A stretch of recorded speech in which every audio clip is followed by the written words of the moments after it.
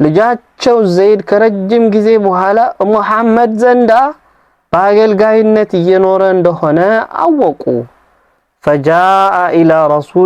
فجاء متوا إلى رسول الله صلى الله عليه وسلم ወደ መልእክተኛው صلى الله عليه وسلم መጡ وكلمه ነብዩንም አናገሯቸው ليحسن إليهما እንደው መልካም ቢውልላቸውና ቢመልስላቸው ልጃቸውን ፊዳኢሂ ፊዳ አድርገው የሆነ ነገር እንስጦት ልጃችን መልሱልን ብለው ፊዳ በፊዳ በሚለው ሲያናግሯቸው በዚህ ጊዜ فدعا رسول الله صلى الله عليه وسلم زيدا رسولاችን صلى الله عليه وسلم زيدን ጠሯቸው ኑ አሏቸው አንተ ዘይድ ና አሉትና وخيره አስመረጡት بين أن يذهب مع أبيه وعمه ከአባትህና ካጎትህ ጋር መሄድ ይሻልሃል وبين أن يبقى عنده ወይንስ ከረሱላችን صلى الله عليه وسلم ጋር መቅረቱ አብሮ መቆየቱን ወደ ኋላ መቆየቱን የሚሻልህ ብለው አስመረጡት በዚህ ጊዜ فاختاره عليهما ዘይድ እንግዲህ አባታቸውንና አጎታቸውን ትተው መልእክተኛውን ሰለላሁ ዐለይሂ ወሰለም አስበልጠው መልእክተኛውን ሰለላሁ ዐለይሂ ወሰለም ጋር መኖርን መረጡ ማለት ነው በነጻነት وعندئذ እንግዲህ በዚህ ጊዜ ነበረ ذهب رسول الله صلى الله عليه وسلم رسولاችን ሰለላሁ ዐለይሂ ወሰለም ሄዱ إلى الملأ من قريش فقريش بكل وديت يدو نبياتي صلى الله عليه وسلم يعني ودت توصنوا السووش جماعوش تسبسبوا هدو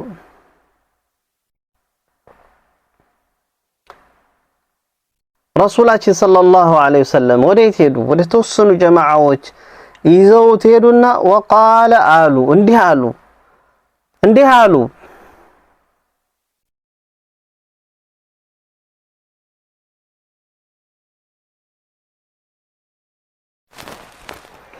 من قالوا اشهدوا مسكروا قالوا أن هذا يهلج ابني لجينو كهم بحالا وارثا اني توقتن كني بحالا اني كموتك بحالا يعني وراشينو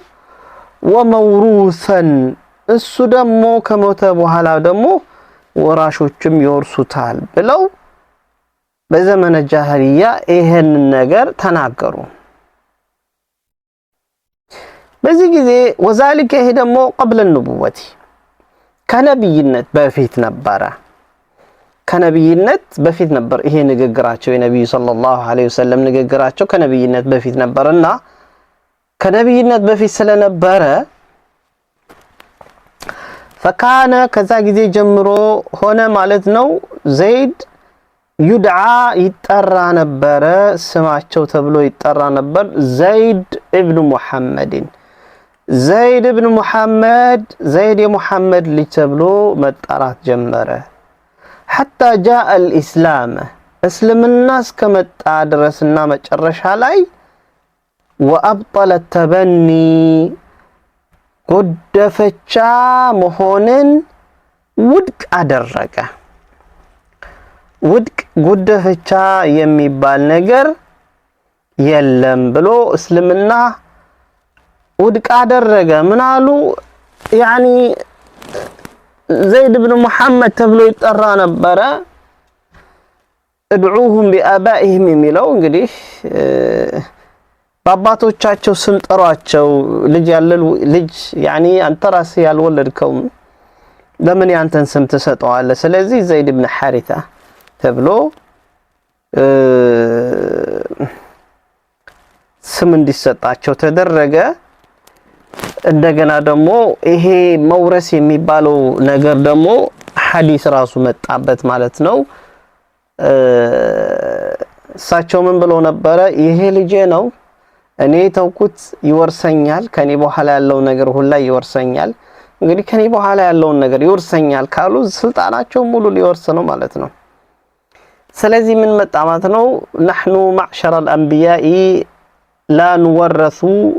ما تركناه فهو صدقة የሚል ሐዲስ መጣ ማለት ነው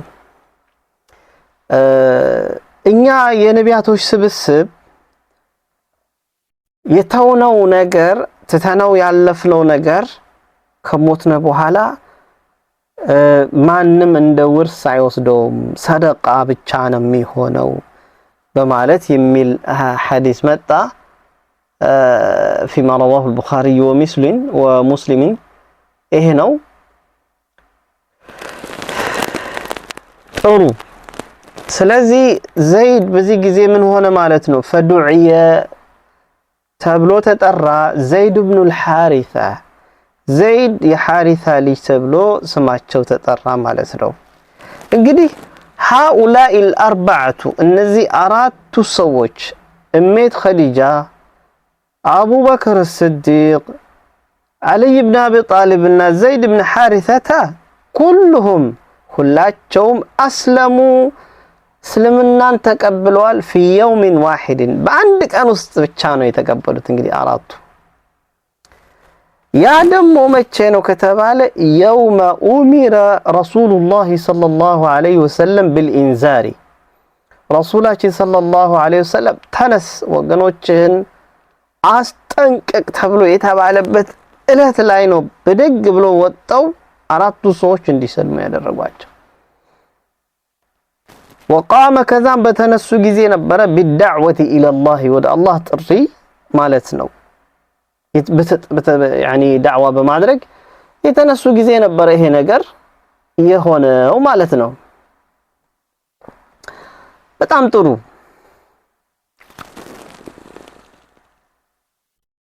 وقد قيل እንዲሁም ደግሞ ተብሏል عن كل واحد ስለ እያንዳንዳቸው ደግሞ منهم ስለ እያንዳንዳቸው انه اول من اسلم አይ የመጀመሪያ ያሰለመው እኮ እገሌ ነው አይ እገሌ ነው አይ ኸዲጃ ናት አይ አቡበክር ናቸው ኢንዲቪጁዋሊ ተብሏል ብቻ እንዲህ በማለት ጭቅጭቅ አለበት ነው አባባሎች ላይ ኺላፍ አለ ثم كذا በኋላ نشط للدعوة إلى الله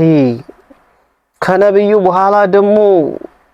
ወደ አላህ መንገድ ጥሪ ለመጣራት ነሽጠው ተነሱ አቡ በክርን ረዲየላሁ ዐንሁ አላህ ስራቸውን ይደድላቸውና ሰይድ አቡ በክር ተነሱ ማለት ነው ወደ ዳዕዋ ነሽጡ ከዛም እሳቸውም እንግዲህ ወሳራ ሆኑ ማለት ነው الساعد الأيمن للنبي صلى الله عليه وسلم ለነብያችን صلى الله عليه وسلم የቀኝ ክንዳቸው ሆነላቸው አጋዣቸው ሆነ في مهمة رسالته በነብያችን صلى الله عليه وسلم በዳዕዋ ስራቸው ላይ አብሮ አጋዣቸው ሆነ የቀኝ ክንዳቸው ሆነ ወካነ ነበረ አቡበክር الصديق ነበሩ رجلا من አይነት ሰው ነበሩ ግለሰብ ነበሩ عفيفا ቁጥብ የሆኑ ልክስክስ ዝርክርክነት የሌላቸው ማእሉፈን በሰው ዘንዳ ተለማጅ የሆኑ ሰው አይነት ነበሩ يعني የሚለመድ አይነት ሰው محببا ሰዎች ዘንዳ በጣም የተወደዱ ሰው ነበሩ سهلا ጋሪ የሆኑ ከሪመን ላቅ ያሉ ሰው የነበሩ ባለልቅና ያላቸው ጀዋደን እጅግ በጣም ሰጪ የነበሩ ሙዓዘመን ትልቅ ቦታ የሚሰጣቸው ሰው ነበሩ ከታላላቆች አዕለመ الناس ከሰዎች ሁሉ አዋቂ ባለ ዕውቀት የነበሩ ቢአንሳብ العرب በአረቦች ዘራቸው ቆጠራ ላይ በጣም ታላቅ ሰው የነበሩ ዘር መቁጠር የሚችሉ ወአኽባሪሃ ስለ አረቦች ደግሞ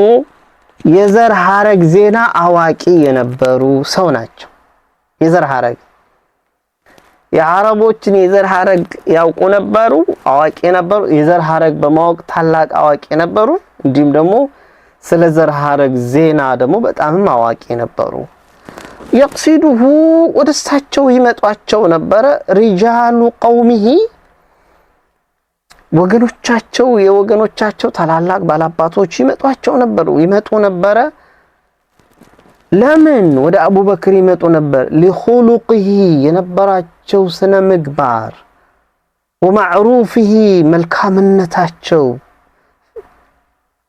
በጣም ጥሩ ስነ ምግባር ነበራቸው መልካምም ነበሩ መልካም ባለውለታ ናቸው ለሁሉም ጥሩ ዋይ ነበሩ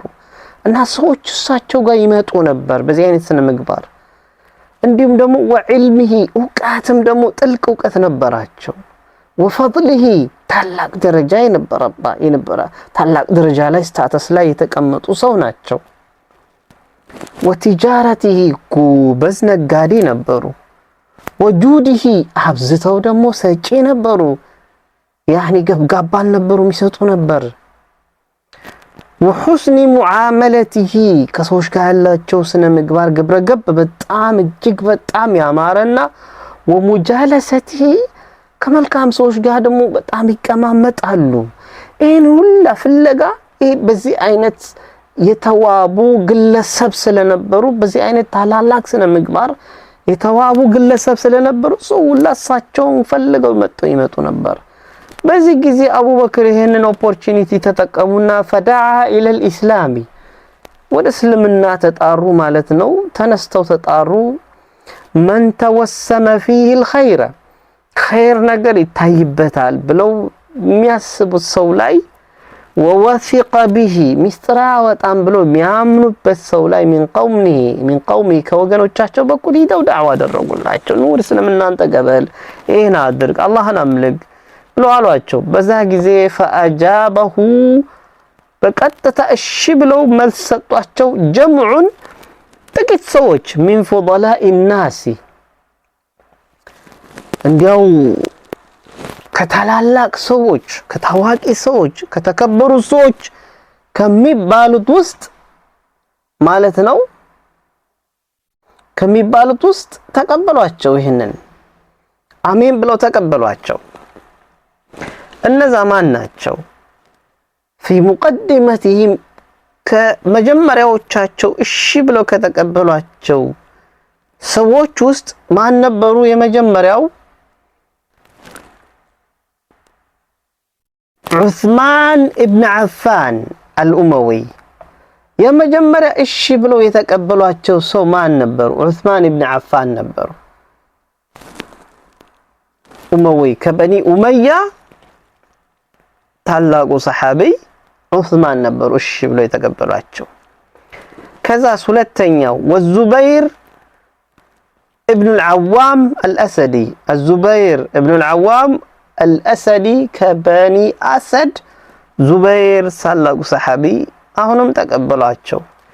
ሶስተኛ ደግሞ وعبد الرحمن بن عوف الزهري كبني زهرة ደግሞ عبد الرحمن بن عوف አቤት ብለው ተቀበሏቸው አራተኛ ደረጃ ላይ ደግሞ እንግዲህ አራተኛ ደረጃ ደግሞ وسعد بن أبي وقاص سعد بن أبي وقاص የሚባሉት الزهري كبني زهرة هونم سعد صحابي انقفوا صحابي اهتز له العرش የሚባለው عرش እንደው ተንቀጠቀጠለት የሚባለው ሰለሙ ማለት ነው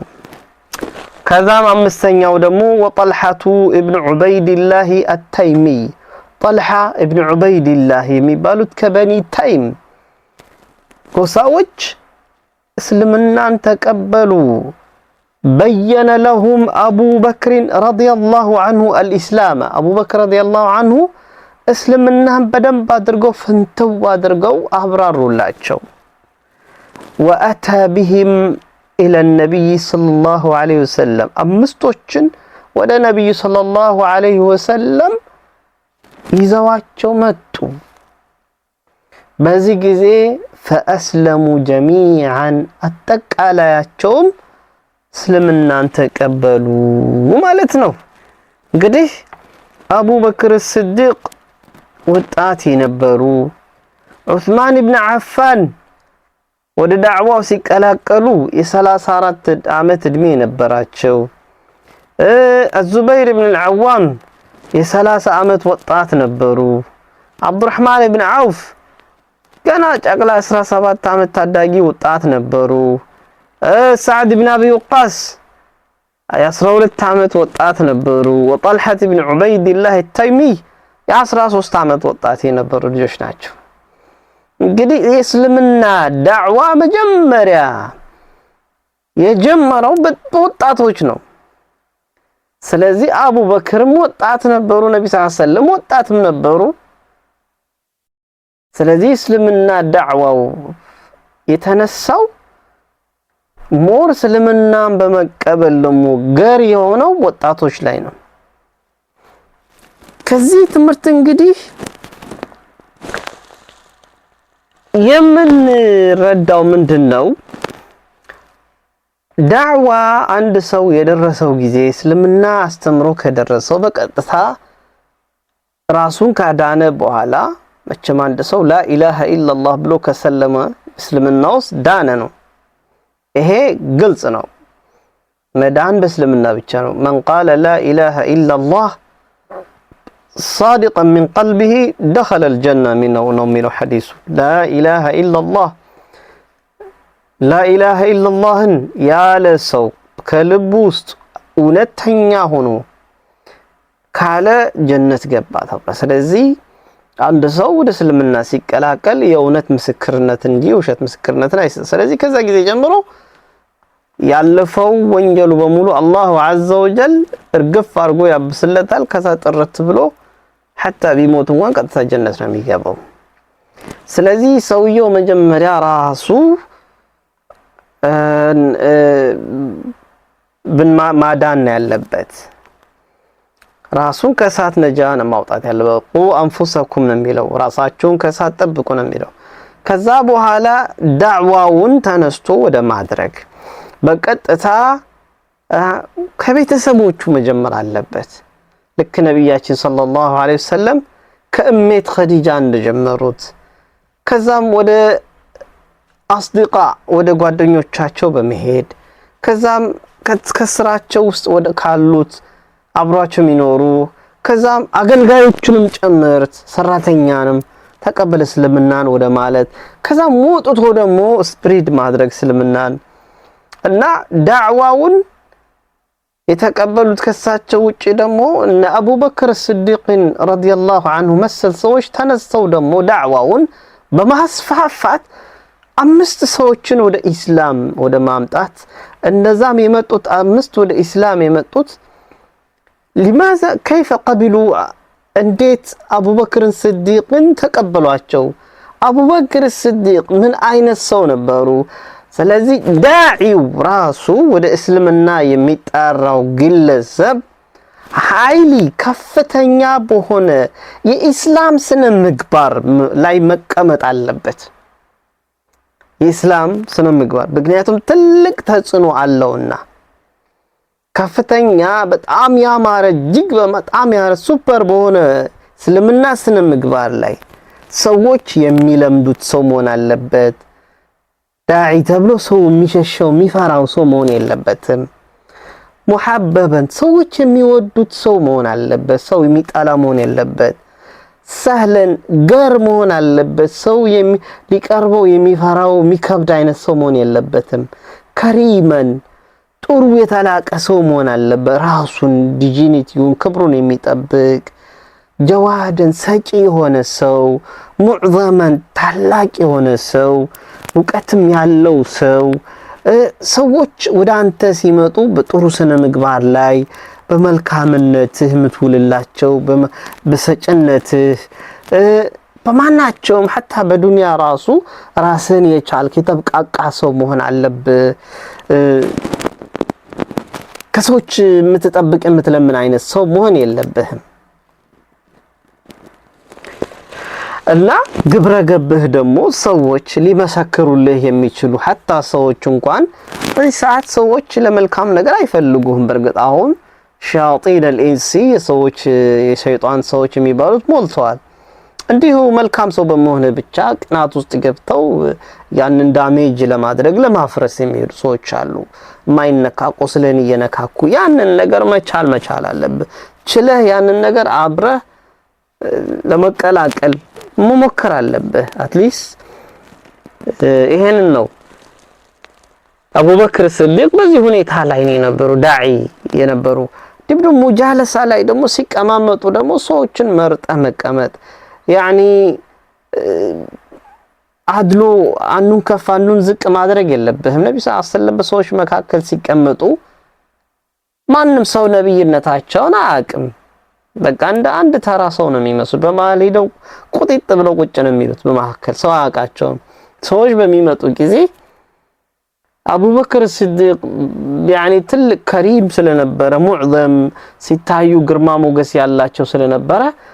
ነብይ መስሎ የሚታያቸው አቡበክር ስዲቅ ነበር። ነብዩ ሰለላሁ ዐለይሂ ወሰለም ከተዋዱዓቸው በጣም ዝቅ ብለው ተናናሽነታቸው የተነሳ ማንም ጋር ነው የሚቀመጡትና ህፃንም ጋር ይቀመጣሉና ሀከዛ የሆነ ሰው ነገ